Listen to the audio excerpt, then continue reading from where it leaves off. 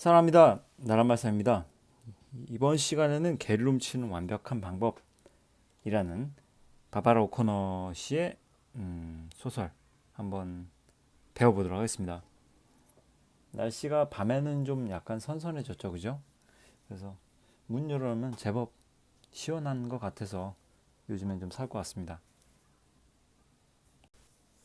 날도 선선해졌고 하니 이제 동영상 하기를 오늘쯤 올려볼까 또 올려볼까 생각하고 있었는데 아까 몇 시간 전쯤인가 어떤 분께서 빨리 개를 훔치는 완벽한 방법 올려주시면 감사하겠다고 시험이 좀 빠르다고 말씀하셨나. 어쨌든 잘 됐네요. 어쨌든 오늘 올리려고 했었습니다. 그죠? 네. 그래서 오늘 개를 훔치는 완벽한 방법에 대해서 강의를 한번 해볼 테니까 길어질지 짧아질지 모르겠습니다. 항상 뭐 얘기하다 보면 또 이게 말이 길어질 수도 있기 때문에 최대한 뭐 요약적으로 글의 내용적인 측면은 여러분들이 다 충분히 많이 여러 번 읽을 수 있는 부분이기 때문에 필요한 내용들만 간단하게 설명해 보도록 할게요. 지금 이 내용에서 개를 훔치는 완벽한 방법이라는 이 소설에서 여러분들이 중시해야 될 건 여러 가지가 있는데 여기다 한번 써볼게요. 자, 일단은 여기서 선생님이 생각하기에 중요한 것은 첫 번째는 뭐냐면 심리 묘사가 알아둬야 될 부분입니다. 특히 발자국, 발자국 말고 발걸음이라고 하죠. 발걸음으로 주인공 조지나의 발걸음을 통해서 그 심리 묘사를 하는 부분이 있는데 그 부분이 가장 중요하다고 생각이 되고요. 또 큰 맥락으로 보자면 또 하나 이 소설 개를 훔치는 완벽한 방법과 그 다음에 한국 영화로 만들어졌던 영화 개를 훔치는 완벽한 방법 이 둘의 어떤 비교해서 어떤 차이점 어떤 차이가 있었는가 이것도 알아보면 좋을 것 같고요. 그 다음에 세 번째는 그 영화 촬영 기법 다양한 촬영 기법 있죠. 이거는 따로 설명 안 해줄게요. 뭐 책에 자세하게 다 나와 있기 때문에 그냥 한번 읽어보고 뭐 로앵글 뭐 그다음에 뭐 여러 가지 있잖아요, 그죠? 그런 것들 그냥 공부하면 됩니다. 외우면 돼요. 네. 그런데 지필평가에서 좀 약간 그런 내용 낼 수도 있겠다. 어쨌든 이런 세 가지의 것들을 갖다가 집중적으로 공부를 하면 될 것 같아요. 네. 그래서 개를 훔치는 완벽한 방법 첫 번째 앞부분의 줄거리부터 들어가 보도록 하겠습니다. 내용 한번 쑥 훑어보세요. 어쨌든 집이 가난하기 때문에 뭐 사례금 500달러를 주겠다라는 어떤 내용의 전단지로 인해서 조지나가 개를 훔쳐서라도 집세를 마련하기 위해서 궁리하다가 카멜라 아줌마의 개를 훔쳐서 빈집에 숨겨두는 데서 이제 사건이 시작됩니다. 그죠? 그 다음에 조지나는 양심의 가책을 느껴 괴로워하다가 윌리를 돌려주기로 결심하는 부분이 나온 거죠. 적어도 이 주인공 친구는 양심적이어서 참 마음에 드는 것 같아요. 그죠? 자, 위트모어가 어기에 도착하자 윌리는 나를 앞질러 갔다. 그 다음에 윌리가 어쨌든 강아지 이름이죠. 강아지 나를 앞질러 갔고요. 앞질러 간 데에는 자수서는 이렇게 써 있습니다. 집에 돌아와서 신이 난 윌리라고 써 있는데 그렇죠. 예. 강아지들 집 외우잖아요. 그죠? 그래서 집에 가까워지니까 신이 나서 앞질러 갑니다. 앞에 사도 잡아 끌어서 목에 매단 줄이 끊어질까 걱정도 될 정도였다. 나도 알고 있다. 녀석이 얼마나 이 거리를 달리고 싶어 하는지 부지런히 달려 대문을 지나고 현관 베란다 계단을 뛰어올라 개구멍을 통과해 콘짱 카멜라 아줌마의 무릎에 폴짝 올라타고 싶겠지.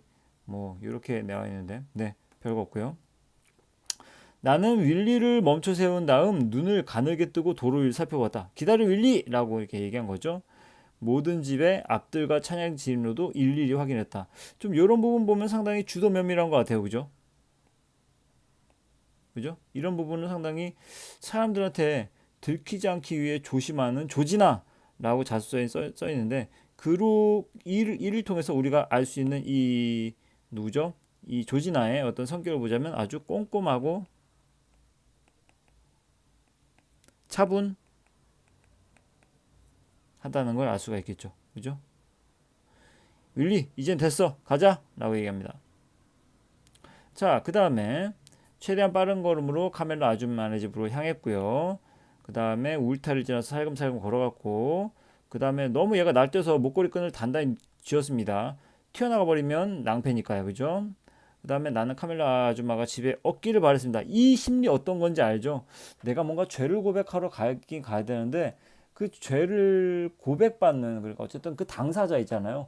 당사자가 없었으면 하는 마음이 한편은 들 때도 있긴 있을 거예요. 왜냐면 차라리 그분이 안 계셔서 아, 내가 죄를 고백하고 싶었지만 고백을 못했다. 이건 내 탓이 아니야. 이런 식의 어떤 뭐 핑계라든지 아니면 그 상황을 모면해버리고 싶은, 어쨌든 이 상황에서 이 상황을 피해버리고 싶은 어떤 그런 심리가 있거든요. 정말 닥치고 싶지 않은 순간이거든요. 나의 죄를 당사자에게 고백한다는 건, 사실 나는 그때 너한테 이런 잘못을 했어 라고 고백한다는 건 상당히 크나큰 용기를 필요로 하는 행동인데, 그 상황이 너무 싫은 나머지 차라리 그 아주머니가 안 계셨으면 좋겠다라는 어떤 생각까지 하게 돼버리는 거죠. 그죠?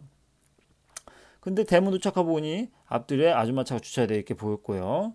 그 다음에 윌리 목걸이에서 끈을 풀어냈더니 녀석의 털복숭이 얼굴을 두 손을 어루만지면서 녀석의 코와 내 코를 비볐습니다. 이게 마지막 에스키모식 인사였습니다. 그러니까 상당히 지금 이 부분에서 자습서에서는 이렇게 표현을 하고 있어요. 녀석의 털복숭이 얼굴을 두 손을 어루만지면서 녀석의 코와 내 코를 비볐다. 어쨌든 훔친 대상이라 하더라도 훔쳐내고 나서 이 둘 사이에는 상당한 뭐 시간이 많이 흘렸고 나름대로 개별적인 어떤 시간을 같이 가졌기 때문에 정이 든 거죠. 정이 들었기 때문에 이런 위태로운 상황 속에서도 윌리와 작별 인사를 한다. 그것은 조지나가 윌리를 진심으로 좋아했음을 알 수 있는 부분이라고 할 수가 있습니다. 그래서 이렇게 한번 써볼게요. 자, 이렇게 보내줘야 되는, 강아지를 보내줘야 되는 이런 상황 속에서도 사실 그게 되게 평화로운 상황은 아니잖아요. 그럼에도 불구하고 이렇게 작별 인사를 마지막까지 해준다는 것은 윌리를 진심으로 좋아했다는 것을 엿볼 수 있는 이 주인공의 행동이죠. 그죠? 사실 어찌 보면 중요한 건데요. 소설 속에서 등장인물이 어떤 행동을 하고 어떤 말을 하는지 아주 촉각을 곤두세우고 온몸에 생경을 착 세운 다음에 세포를 세워서 잘 집중해서 읽어보세요. 그러면 등장인물의 심리가 어떠했을까 우리는 짐작을 할 수가 있습니다. 그죠? 짐작을 할 수가 있어요. 근데 지금 이 조지나의 행동은 이 윌리와 작별하는 순간에도 녀석과 네코를 갖다 비비는 에스키모식 인사를 갖다가 진지하게 나눴다는 것은 윌리를 그만큼 아꼈다는 얘기죠. 그죠? 아끼고 사랑했다라는 얘기입니다.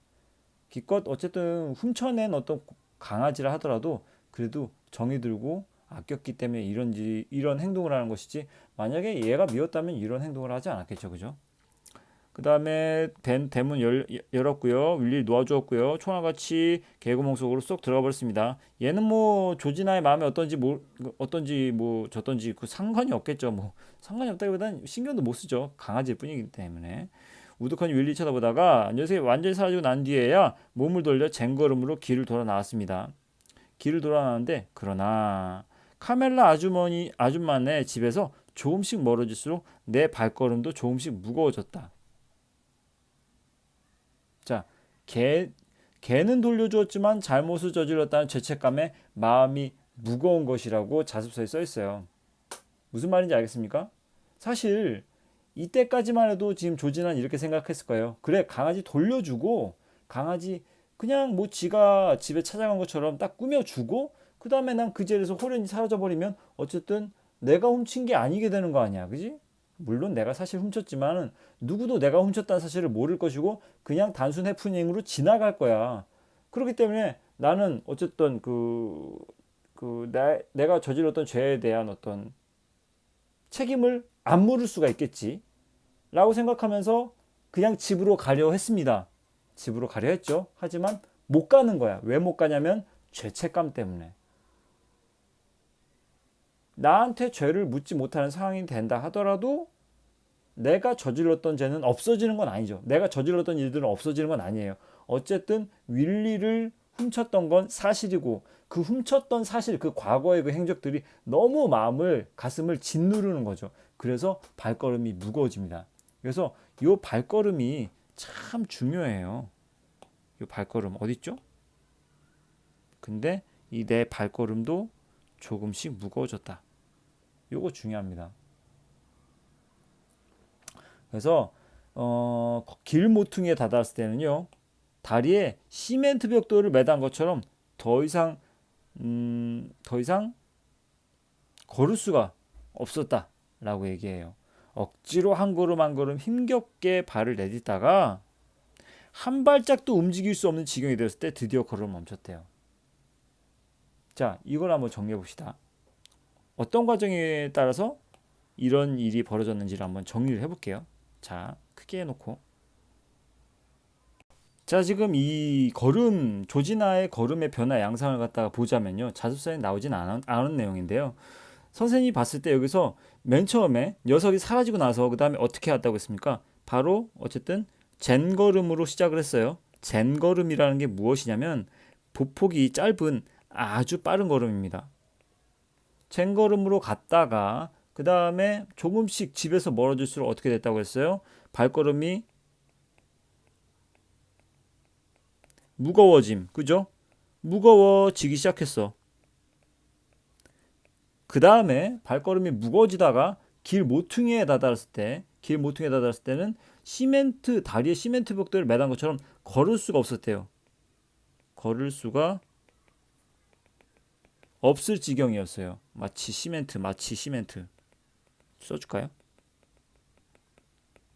시멘트를 매단 것처럼, 그죠?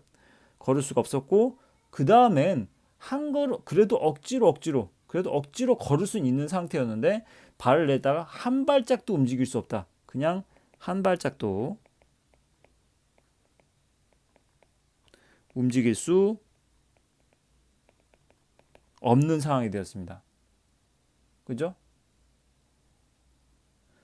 그러니까 이걸 다시 또 정리한다면, 자, 그래서 이런 양상을 보입니다. 카멜라 아줌마네 집과 가까운 곳에선 쟁걸음을 걸었고, 이제 카멜라 아줌마네 집에서 멀리 떨어지는 상황이 됩니다. 그죠? 이제 집으로 가겠죠. 근데 갑자기 발걸음이 무거워짐을 느낀과 동시에 마치 시멘트를 내 발에 매다른 것처럼 더 이상 걸을 수가 없게 됐지만 억지로 한 걸음 한 걸음 힘겹게 발 내디뎠습니다. 근데 더 멀어지면 멀어질수록 어떻게 돼요? 한 발짝도 움직일 수 없는 지경이 되었대요. 왜?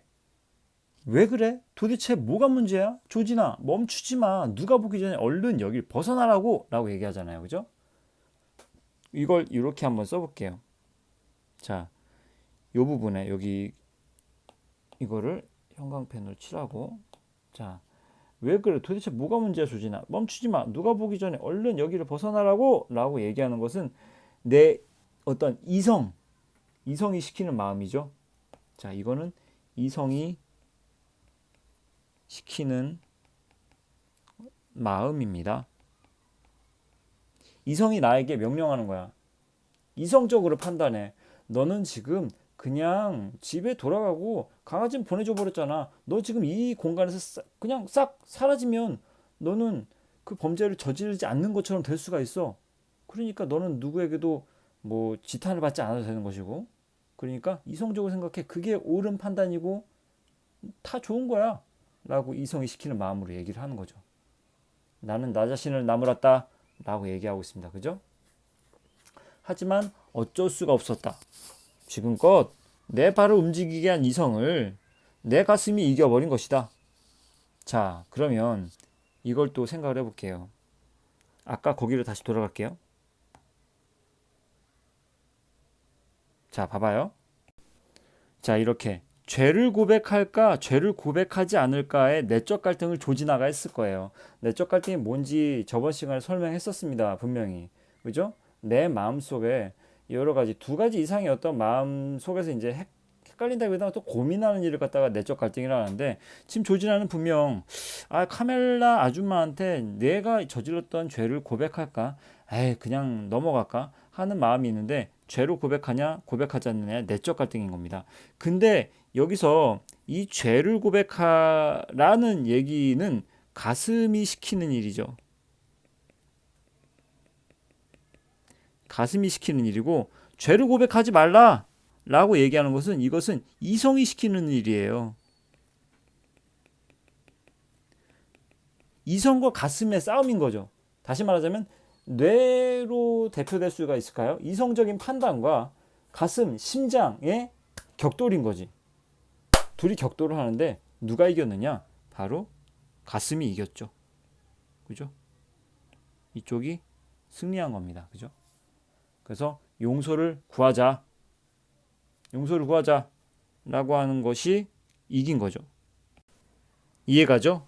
자, 그래서 좀 첨언을 한다면 이 발걸음이 무거워졌다라는 말은, 발걸음이라는 것은 다시 말하자면 이거는 마음이 무거워졌다고 생각하면 돼요. 마음.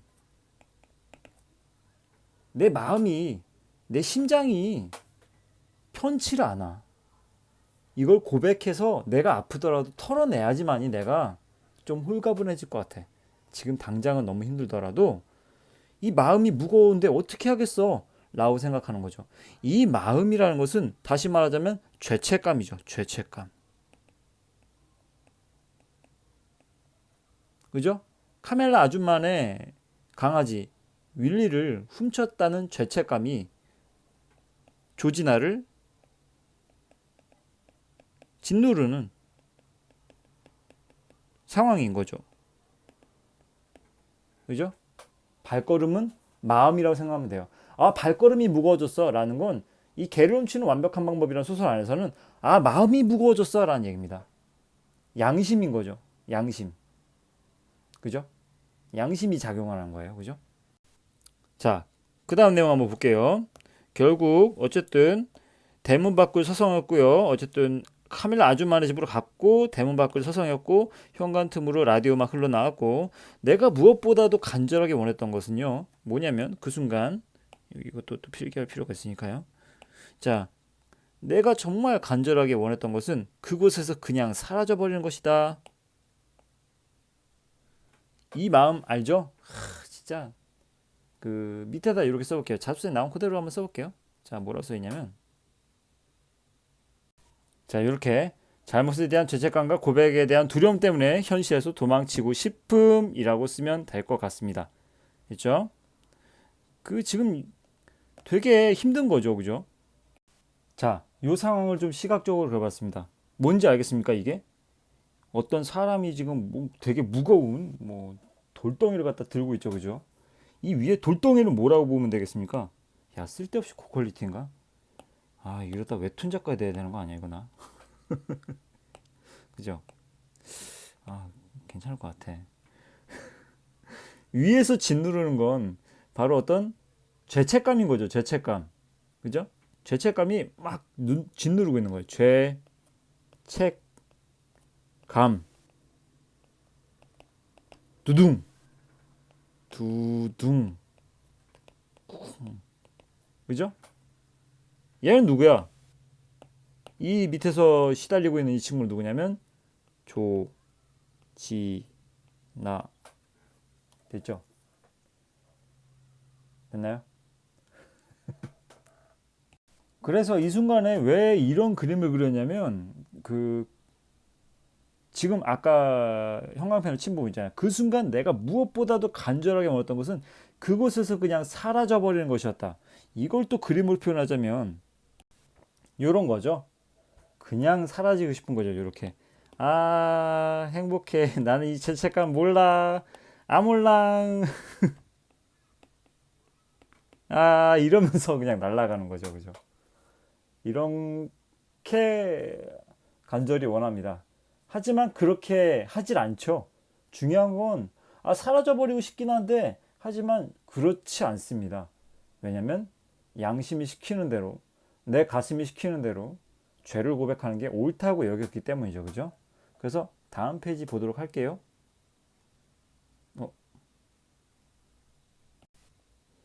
자, 다음 페이지 보면 뭐 여기서는 그닥 이렇게 볼 게 없습니다. 뭐가 있냐면 그러나 나는 그러지 못했다. 깊이 심호흡하고 한 손을 가슴 위에 얹었다. 손끝이 뭐 빠르고 강하게 심중 박동이 느껴졌다. 뭐 이렇게 쭉 한번 읽으세요. 별거 아니에요. 쭉 한번 읽으시고 여기 어쨌든 여기선 그닥 설명할 게 없습니다. 그냥 읽으시면 돼요. 그 다음에 카멜라 아줌마 계속 불렀는데 그 카멜라 아줌마가 그냥 계속 그 다른 짓을 하고 있기에 카멜라 아줌마 의도했던 것보다 더 큰 목소리가 튀어나왔습니다. 거의 고함에 가까웠다라고 얘기하는데 이 부분도 한번 표시해 봅시다. 이 부분을 뭐라고 쓰냐면요. 자소서에 나와 있는 대로 써줄게요.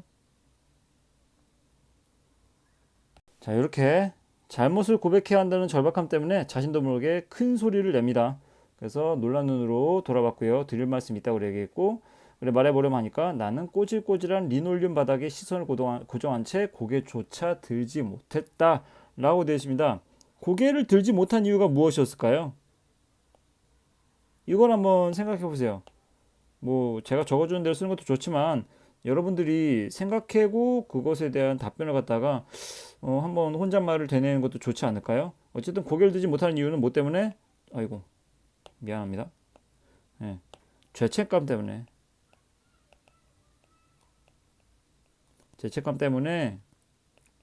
빨리 쓸게요. 죄책감 때문에 고개를 들지 못함이라고 쓰세요. 죄책감 때문에 고개를 들지 못합니다.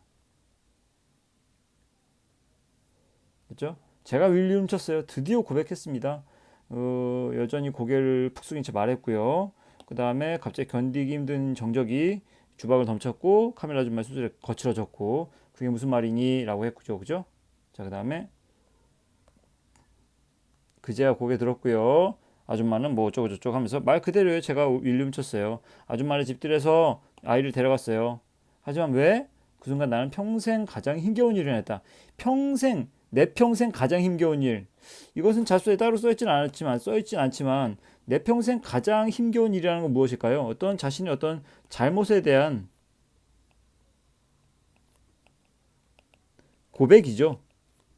정말 당사자에게 내가 사실은 이런 잘못을 했어 라고 용기 내어 고백하는 건 정말 힘든 일이죠. 그죠? 그래서 아줌마한테 요 부분 아줌마한테 모든 사실을 털어놓은 것이다. 어떤 사실을 털어놨냐면 여기부터 꺾기 표시해 볼게요. 세 개의 동전 뭉치와 마요네즈 통을 채운 1달러 지폐들 이야기부터 무키 아저씨가 통나무 위에 윌리의 초록색 스카프를 놓고 떠난 이야기까지 모조리 말해버렸다. 자, 이 부분 꺾기 표시해 보겠습니다. 이 꺾기 표시한 부분 뭐라고 쓰냐면요. 이렇게 써보세요. 자, 이렇게 중요 소재를 중심으로 사건을 요약합니다. 그러니까 아주 간략하게 앞에 있었던 어떤 사건들을 갖다가 간략하게 소재들 중심으로 간단하게 얘기를 합니다. 이런 일이 있었고 저런 일이 있었고. 그죠? 이제 이렇게 얘기함으로써 얻어진 효과가 있는데 그 효과 한번 적어볼게요.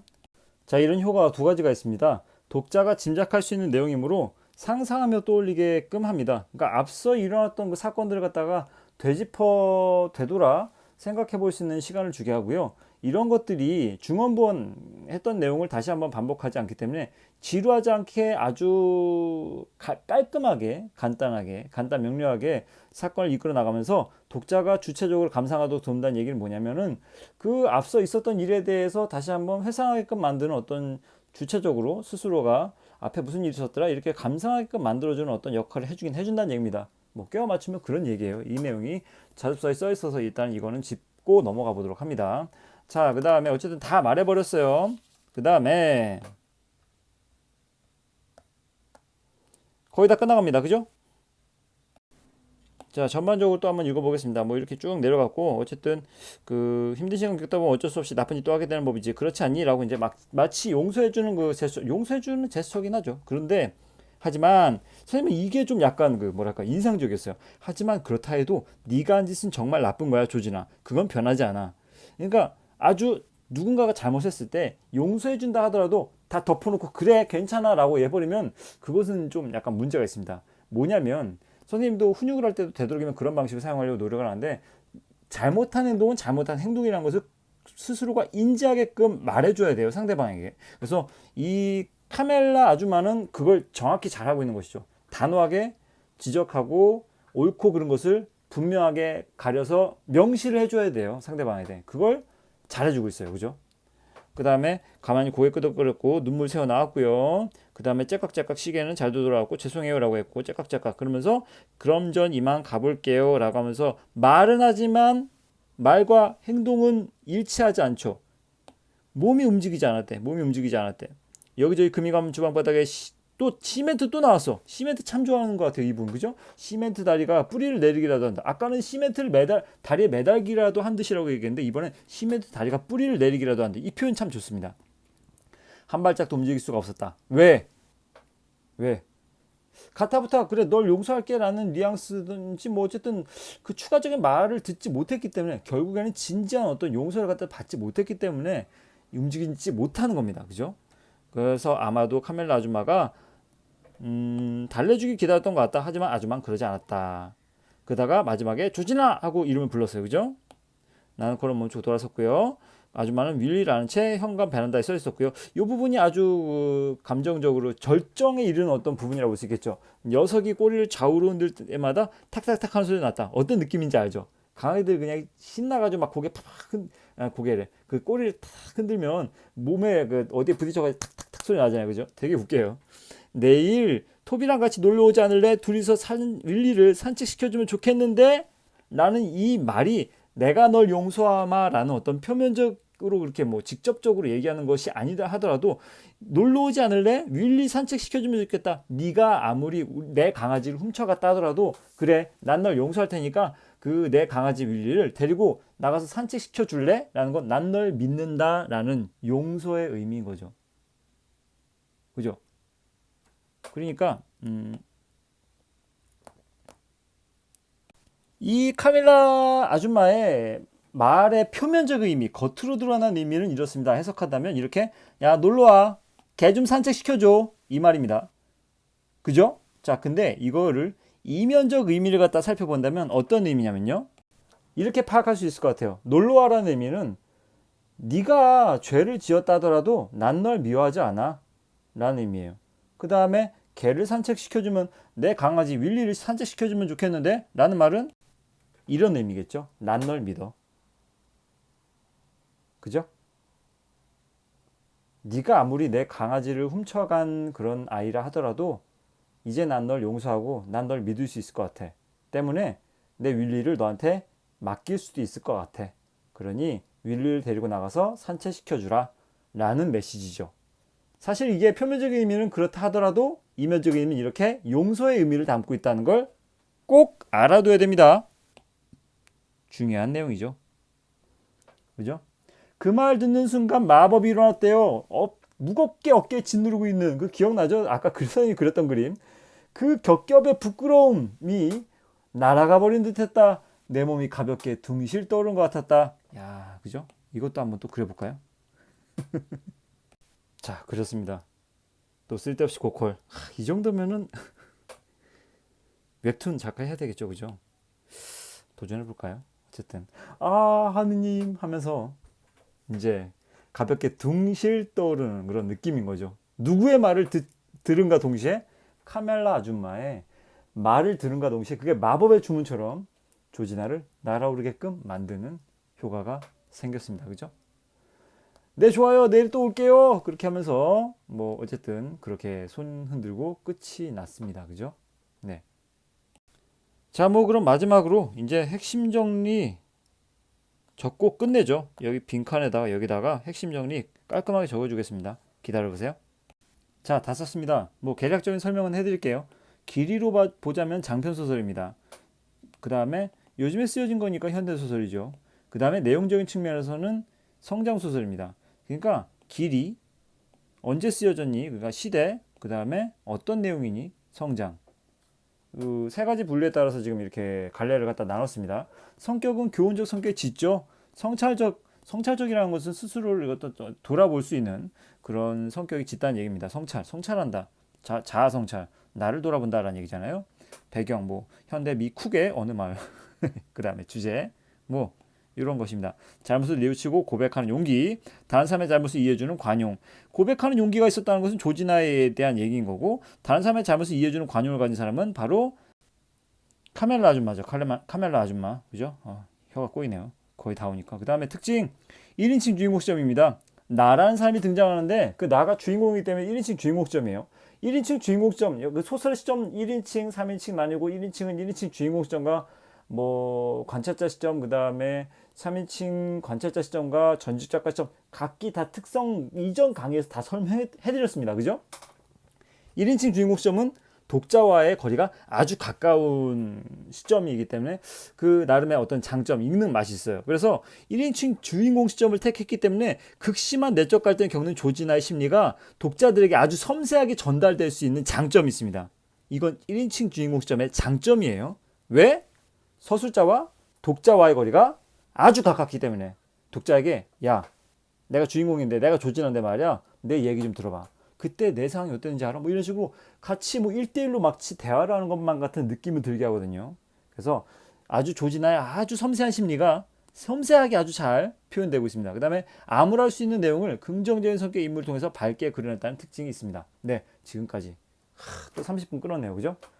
아, 짧게 한다고 했는데 그림 그려지는 거 뭐 이런 것들 뭐 추가하다 보니까 괜히 또 시간이 길어졌는데 죄송합니다. 항상 강의 마지막에는 죄송하다는 어쨌든 사과를 하면서 이렇게 강의를 마치게 되네요. 어쨌든 또 이 시간에도 졸지 않고 열심히 묵묵히 제 강의를 들어주고 계시는 여러분들 감사하고 사랑합니다. 네, 이상 강의 마치도록 하겠습니다. 다음 시간에 또 다른 강의로 찾아뵙겠습니다. 네, 이상입니다.